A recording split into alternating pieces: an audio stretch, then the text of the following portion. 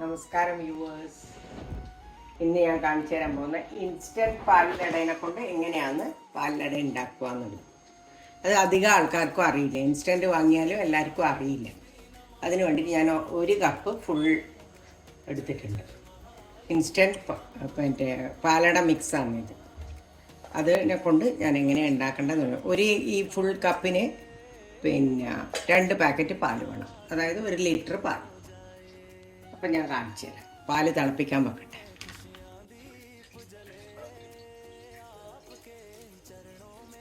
അതിന് വേണ്ടിയിട്ട് 2 പാക്കറ്റ് പാല് ഞാൻ അടുപ്പത്ത് വെച്ച് അത് തിളക്കണം. തിളച്ച് കഴിഞ്ഞിട്ട് ഇത് ഇടണ്ട. വേറെ ഒന്നും ഇതിൽ ചേർക്കാനില്ല. ഇത് ഈ സാധനം മാത്രം. ഏലക്കായ് പൊടിച്ചതും പഞ്ചസാരയും അടയും എല്ലാം ഉണ്ട് ഇതിൽ.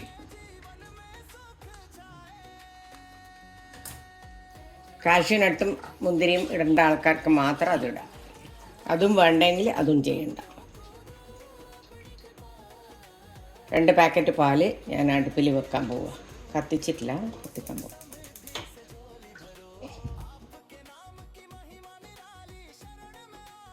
ബോയിൽ ചെയ്യുമ്പം വേണം ഇതിടാൻ. പാല് തിളക്കുന്നേ ഉള്ളൂ.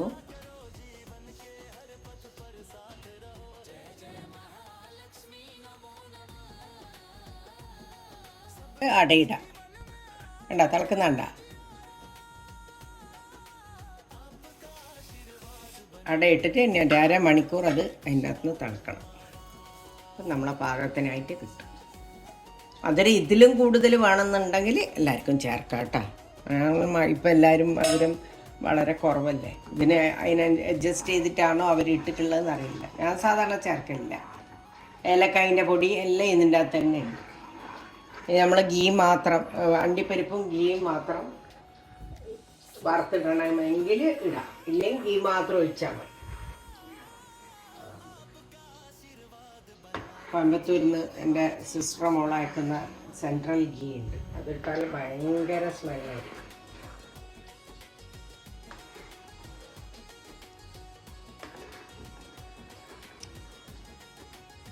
ഇതിട്ട് നല്ലോണം ബോയിൽ ചെയ്ത് കഴിഞ്ഞിട്ട് തീ കുറച്ചിട്ട് അവിടെ വെക്കുക. 1/2 മണിക്കൂർ തീ കുറച്ചിട്ട് വെക്കണം.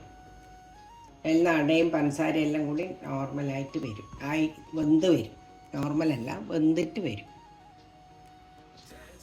കിട്ടിയത് ഇൻസ്റ്റൻറ്റ് അടയാണ്. അതുകൊണ്ട് അതിനെ കൊണ്ട് ചെയ്തത്.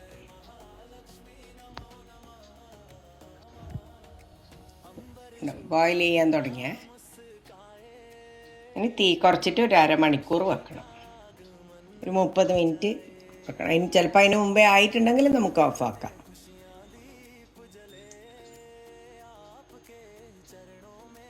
ഞാൻ തീ കുറച്ചേ. ഇനി പൊന്തി മറിഞ്ഞു പോകുന്നുള്ള പേടി വേണ്ട. തീ കുറച്ച് വെക്കുമ്പോൾ അതിൽ നിന്ന് ഇങ്ങനെ ആയിക്കോളും.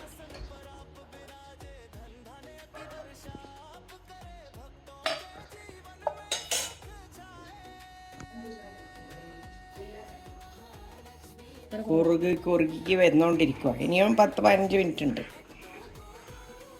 ആയിട്ടില്ല. എൻ്റെ സൈഡിൽ പിടിക്കുന്നുണ്ട.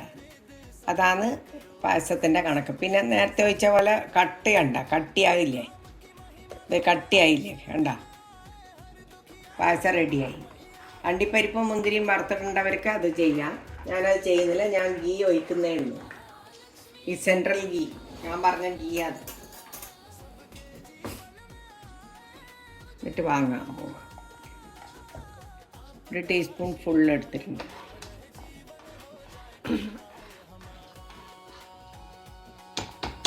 വേണ്ടവർക്ക് കാഷ്യൂനട്ടും ഇതും ഫ്രൈ ചെയ്തിട്ടിടാം.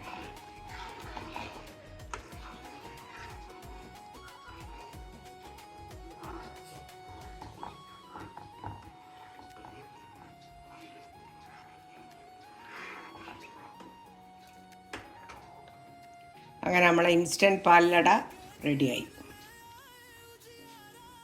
ഇതെല്ലാവരും കണ്ടിട്ട് സബ്സ്ക്രൈബും ചെയ്യണം, ഷെയറും ചെയ്യണം, ലൈക്കും ചെയ്യണം.